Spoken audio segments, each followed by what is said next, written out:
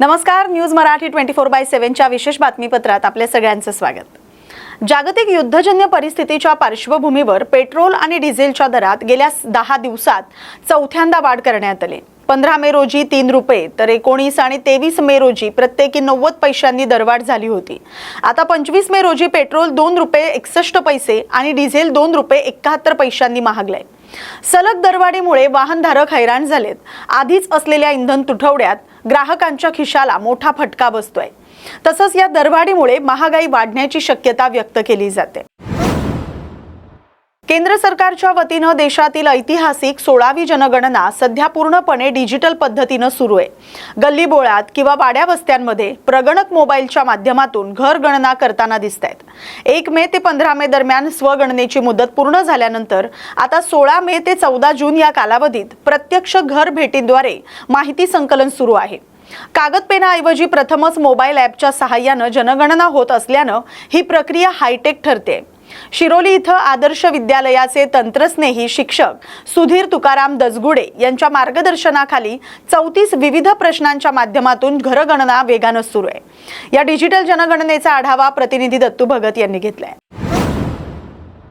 सेलू पाथरी मार्गावरील रेल्वे उड्डाण पुलावरून रवळगावकडे वळण रस्ता देण्याच्या मागणीला आता वेग आलाय। प्रशासन स्तरावर महत्त्वपूर्ण हालचाली सुरू झाल्यात। डॉक्टर संजय रोडगे यांनी नागरिक, शेतकरी आणि विद्यार्थी तसंच व्यापाऱ्यांच्या अडचणी लक्षात घेऊन ही मागणी सातत्याने पुढे रेटली होती। या मागणीची दखल घेत पालकमंत्री मेघना बोर्डीकर यांनी अधिकाऱ्यांसोबत व्हिडिओ कॉन्फरन्सिंगद्वारे बैठक घेऊन चर्चा केली। त्यानंतर राष्ट्रीय महामार्ग विभागाच्या अधिकाऱ्यांनी प्रत्यक्ष स्थळ पाहणी केली आणि पुढील प्रक्रियेबाबत सकारात्मक पावलं उचलली जात आहेत।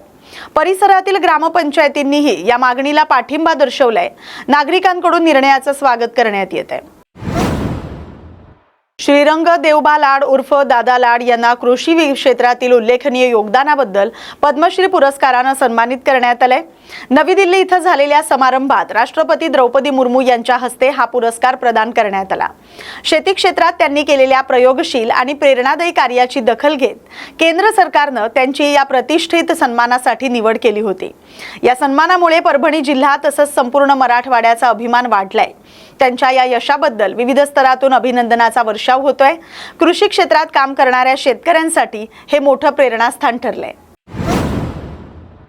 अंजनगाव सुर्जी शहरातील शिक्षक कॉलनी परिसरात भीषण आगीची घटना घडली। वृंदावन दूध डेअरी आणि नियती सोलर एजन्सी ही 2 दुकानं जळून खाक झालेत।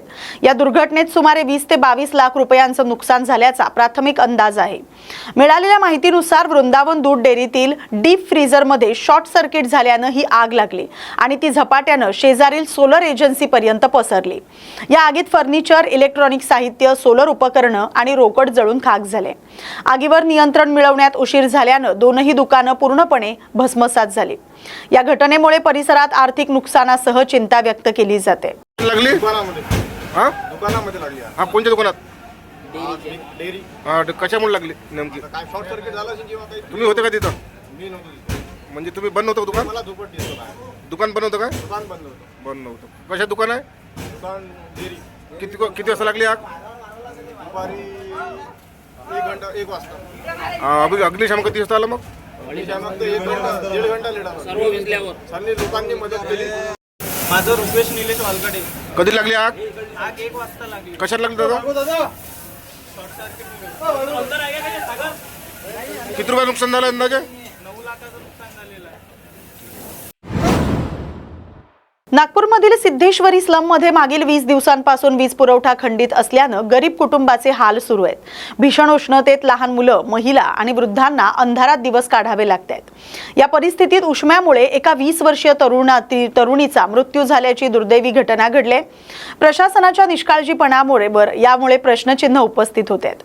या अन्यायाविरोधात समाजसेवक अशरफ अब्दाली, बाबू खान, राकेश निकोसे, जिशान सिद्दीकी यांच्या नेतृत्वात महाराष्ट्र राज्य वीज मंडळ कार्यालयात आंदोलन करण्यात आलं।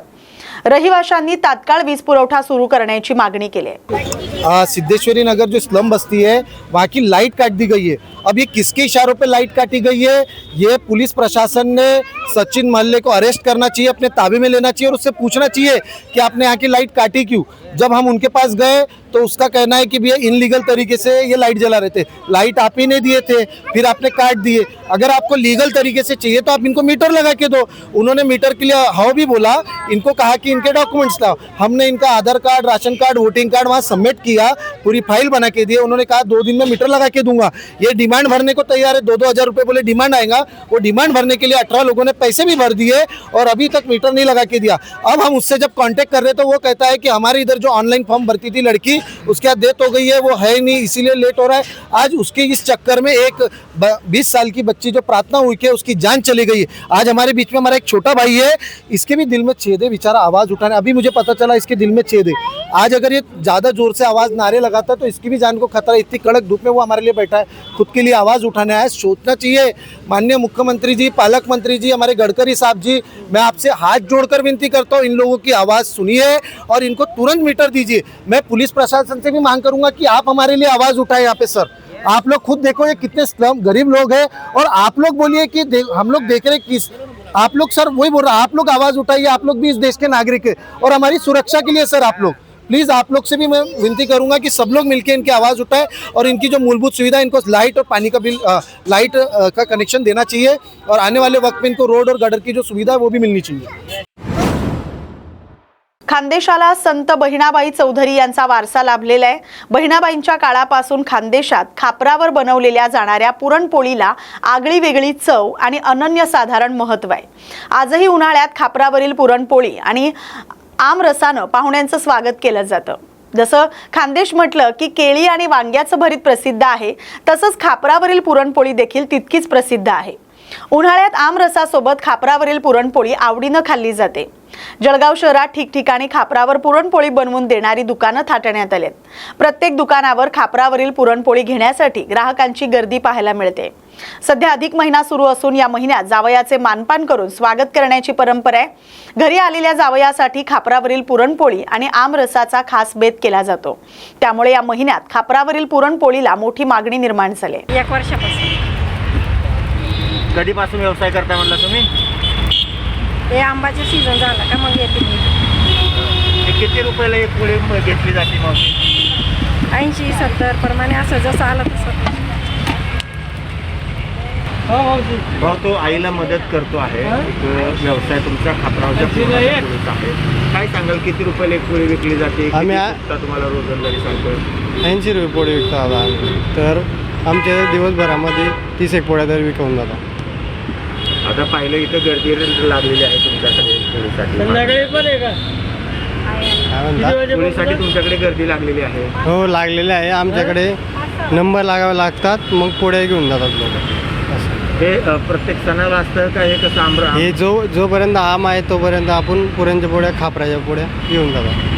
हो, माझं नाव गायत्री जोशी आहे। मी ताईंकडे पुरणाच्या पोळ्या घेण्यासाठी साधारणतः 1 तासापूर्वी सांगून गेलेली होती, कारण खानदेश म्हटलं तर पुरणाची पोळी ही आलीच आणि पुरणाची पोळी म्हटली तर खापरावरची पुरणाची पोळी हेच महत्त्व आहे। त्यामुळे आंब्याचा रस आणि पुरणाची पोळी तीही खापरवरची पाहिजे म्हणून ताईकडे तब्बल तासाभरापूर्वीपासून वाट बघते, पण अजूनही नंबर लागलेला नाही आहे आमचा। तर बघूयात आता ताईंचा कधी नंबर आमचं देतात आणि मग आम्ही कसं ते घेऊन घरी जाऊ, त्याच्यावर मस्तपैकी ताव मारतो, त्यासाठी वाट बघतोय। आपल्याकडे जे खानदेशामध्ये जी खापरावरची पुरणाची पोळी मिळते, इतरत्र कुठं मिळत नाही, काय महत्त्व असते? सर, खापरावरची पुरणाची पोळी ही खानदेशातच मिळते। त्याचं महत्त्व असं आहे की याला जे आहे हा वारसा लाभलेला आहे। इथं जो वारसा लाभलेला आहे हा बहिणाबाईंचा वारसा लाभलेला आहे, त्यामुळे जे आहे हे फक्त खानदेशातच मिळतं आणि जे कोणी इथून बाहेरगावी जे राहायला गेलेले हे त्यांच्याचकडनं मिळतं सर। हे पूर्वजांकडनं मिळालेलं आहे म्हणून हे सुरू आहे सर। उन्हाळ्याच्या तीव्रतेमुळे संभाव्य पाणी टंचाई लक्षात घेऊन नंदुरबार जिल्हा प्रशासनानं व्यापक उपाययोजनांचा विशेष आराखडा तयार केलाय। जिल्हाधिकारी कार्यालय आणि जिल्हा परिषदेच्या संयुक्त सर्वेक्षणानंतर टंचाईग्रस्त भागांची ओळख पटवून तातडीनं उपाययोजना सुरू करण्यात आल्यात। विशेषतः अक्कलकुवा आणि धडगाव तालुक्यातील काही भागांमध्ये 4 टँकरद्वारे पाणी पुरवठा सुरू आहे। जिल्ह्यातील एकूण 179 विंधन विहिरी अधिग्रहित करण्यात आल्यात, त्याद्वारे पाणी पुरवठा सुरळीत ठेवण्याचं नियोजन करण्यात आले। प्रशासन परिस्थितीवर सतत लक्ष ठेवून नागरिकांना पाणी टंचाईचा फटका बसू नये यासाठी उपाययोजना राबवण्यात येत आहेत। नंदुरबारमध्ये पाणी टंचाईसाठी एक सर्वसमावेशक आराखडा आम्ही मागचे 8 महिन्यात तयार केलाय. इन जनरल सर्वे जे असतो ते कधी कधी जे आपले छोटे छोटे पाडे असतात त्यामध्ये आपण सांगतो की टँकर जात नाही, तर त्यामुळे ते नंबर थोडे कमी दिसतात. पण यावर्षी आम्ही सीओ जिल्हा परिषद मार्फत पण खूप चांगला यामध्ये आराखडा तयार करण्यात आला आहे आणि एक सॅच्युरेशन सर्वे कसा करायचा याचे असे इन्स्ट्रक्शन देण्यात आले होते. तर ॲज ऑफ नाऊ आपल्याकडे 8 पाडे आहे धळगावमध्ये, जिथे 4 टँकर चालू आहेत. 179 विंधन विहिरीला मंजुरी देण्यात आली आहे. त्यापैकी सर्वात जास्त अक्कलकुवामध्ये आहे 90, अक्राणीमध्ये 84 आहेत, नवापूरमध्ये 14 आणि नंदुरबारमध्ये 6 असे विंधन विहिरीला मंजुरी देण्यात आली आहे. आणि एक नीलकमलचं एक चांगलं मॉडेल आहे जे व्हीलचं मॉडेल असते, ज्यामध्ये जिथे रस्तेचा काही इश्यू आहे आणि एकदम आतमधले पाड्यामध्ये पाणी घेऊन जायचंय, तर यामध्ये पण जिल्हा परिषदेने पुढाकार घेऊन त्यांचे पेशांमधून छोटे छोटे पाड्यांसाठी ते व्हील्स पण देण्याचं नियोजन केलंय. ते पण पुढच्या आठवड्यापर्यंत त्यांच्याकडे पोहोचतील आणि कदाचित सोर्स जर थोडा लांब पण असला तर कमीत कमी त्यांना घरापर्यंत पाणी घेऊन जाणं सोपं पडेल. छत्रपती शिवाजी महाराज मुस्लिम ब्रिगेड यांच्या वतीनं आज जिल्हाधिकारी कार्यालयासमोर गायीला राष्ट्रीय पशु घोषित करण्याच्या मागणीसाठी निदर्शनं करण्यात आली. यावेळी जिल्हाधिकाऱ्यांमार्फत राष्ट्रपतींना निवेदनही पाठवण्यात आले. संघटनेच्या पदाधिकाऱ्यांनी गोहत्येच्या नावाखाली घडणाऱ्या हिंसक घटनांवर आक्षेप घेत समाजात तेढ निर्माण होत असल्याचा आरोप केलाय. देशभरात एक समान कायदा लागू करून गायीला राष्ट्रीय पशुचा दर्जा देण्याची मागणी यावेळी करण्यात आली. सरकारनं लवकर निर्णय न घेतल्यास तीव्र आंदोलन छेडण्याचा इशारा संघटनेनं दिलाय. आंदोलनात विविध पदाधिकारी आणि कार्यकर्ते मोठ्या संख्येनं उपस्थित होते. मुंबई आग्रा महामार्गावरील सरवड फाट्याजवळ एका ॲम्ब्युलन्समधून होत असलेली गोवंश तस्करी गोरक्षकांनी रोखल्याची घटना घडली. आज पहाटेच्या सुमारास मिळालेल्या गुप्त माहितीच्या आधारे ही कारवाई करण्यात आली. या ॲम्ब्युलन्समध्ये गायींना अत्यंत निर्दयी पद्धतीनं कोंबण्यात आल्याचं दिसून आलंय. घटनेची माहिती मिळताच सोनगीर पोलीस घटनास्थळी दाखल झाले आणि पोलिसांनी संबंधित वाहन ताब्यात घेतलंय. या प्रकरणी गुन्हा दाखल करण्याची प्रक्रिया सुरू आहे. बकरी ईदच्या पार्श्वभूमीवर मोठ्या प्रमाणात गोवंश तस्करी होत असल्याचा आरोप गोरक्षकांनी केलाय. संबंधितांवर कठोर कारवाई करण्याची मागणी करण्यात आली. नमस्कार, मी प्रनिल मंडलिक, आद्य गोरक्षक श्री शिवछत्रपती गोरक्षक जन आंदोलन आणि प्राणी फाउंडेशनच्या माध्यमातून गोरक्षकाचे कार्य करतो आणि उत्तर महाराष्ट्र गोरक्षक प्रमुख म्हणून जबाबदारी आहे. गुप्त माहितीदाराद्वारे आम्हाला आज पहाटे 3 वाजेच्या सुमारास माहिती मिळाली की मध्य प्रदेशातून ॲम्ब्युलन्समध्ये गायींना कोंबून धुळ्याला बकरीचा कत्तलीच्या उद्देशाने घेऊन जाणार आहे. तर मग आम्ही MP आणि महाराष्ट्र बॉर्डर जो बोराडी नावाचा परिसर आहे, बोराडी नावाच्या परिसरात आम्ही एका ठिकाणी ट्रॅप लावून थांबलेलो होतो आणि आम्हाला 4, 4:30, 5 वाजेच्या सुमारास ही ॲम्ब्युलन्स येताना दिसली. मग आम्ही व्हेरीफाय केलं की तीच ॲम्ब्युलन्स आहे का. मग ही ॲम्ब्युलन्स आम्हाला माहिती मिळाली की तीच ॲम्ब्युलन्स आहे. मग आम्ही जवळजवळ शिरपूरपासून गाडीचा पाठलाग केला आणि शिरपूरपासून गाडीचा पाठलाग करत त्यानंतर आमचे सरवड फाटा जो आहे सोनगीर गावापासून काही अंतरावर टोलनाक्याच्या पुढे, सोनगीर टोलनाक्याच्या पुढे त्या ठिकाणी आम्ही ट्रॅप लावला आणि सोनगीर पोलीस स्टेशनच्या मदतीने आमचे जे सोनगीर पोलीस स्टेशनचे तुषार देवरे साहेब आहे त्यांच्या मदतीने, त्यांच्या आदेशाने गाडी थांबवल्यानंतर गाडी आम्ही ज्यावेळेस चेक केल्यानंतर त्यामध्ये हा दुर्दैवी प्रकार समोर आलेला आहे की त्या गाडीमध्ये गायींना अतिशय क्रूरपणे कोंबलेलं होतं आणि कत्तलीसाठी गायींची वाहतूक सुरू होती. या आपल्या चॅनलच्या माध्यमातून आम्ही माननीय देवेंद्र फडणवीस साहेबांना विनंती करू इच्छितो की आपण गोमातेला राज्यमातेचा दर्जा दिलेला आहे, परंतु तो दर्जा दिला गेल्यानंतर गायीची खरंच त्या पद्धतीने गायीला वागणूक मिळते का. गायीला 4 पाय बांधून वेगळ्या पद्धतीने गोवंशाची तस्करी केली जाते. ही गायीची विटंबना आहे. जर आपण राज्यमातेचा दर्जा दिलेला आहे तर ही विटंबना थांबली पाहिजे. या चॅनलच्या माध्यमातून आम्ही मुख्यमंत्री साहेबांना विनंती केलेली आहे.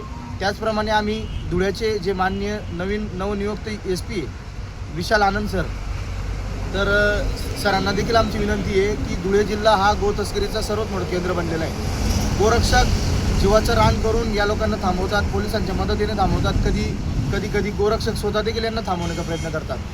आणि ह्या लोकांनी चॅलेंज केलेलं आहे की आम्ही पोलीस प्रशासनाला खिशात ठेवतो आणि कोणी गोरक्षक जर आडवा आला तर आम्ही त्याला उडवण्याची धमक ठेवतो. अशा प्रकारचे हे सराईत लोक, या सराईत लोकांचा बंदोबस्त झाला पाहिजे.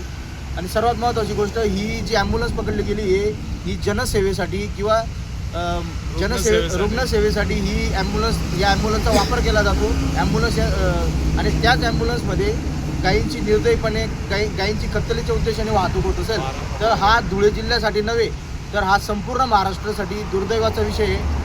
तर आपण या विषयासाठी काहीतरी उपाययोजना कराव्या, नाहीतर हा प्रकार थांबणार नाही. कारण या धंद्यात जेवढे पण लोक आहेत ते सगळे सराईत गुन्हेगार आहे, ते कुठल्याही प्रकारे थांबण्याचं नाव घेत नाही. धुळे शहरामध्ये रोज गोवंश तस्करीच्या घटना समोर येत आहे. अनेकदा सोनगीर पोलीस स्टेशनचे आमचे PI साहेब तुषार देवळे साहेबांनी कमीत कमी आत्तापर्यंत 20-30 रेड केल्या. त्यानंतर प्रत्येक पोलीस स्टेशनला रेड चालू आहे, गोरक्षा पथकच्या माध्यमातून रेड चालू आहे, परंतु तरीसुद्धा हे लोक थांबण्याचं नाव घेत नाही. तर या लोकांचं खूप मोठं नेक्सस आहे. तर ते थांबवण्यासाठी आपण काहीतरी वरच्या लेवलला काहीतरी उपाययोजना कराव्या अशी आमची आपल्या चॅनलच्या माध्यमातून विनंती. या बातमीसोबतच न्यूज मराठी विशेष बातमीपत्रात आता इथेच थांबतोय. अशाच महत्त्वाच्या बातम्यांसाठी पाहत राहा न्यूज मराठी 24/7. नवा भारत, नवा विचार.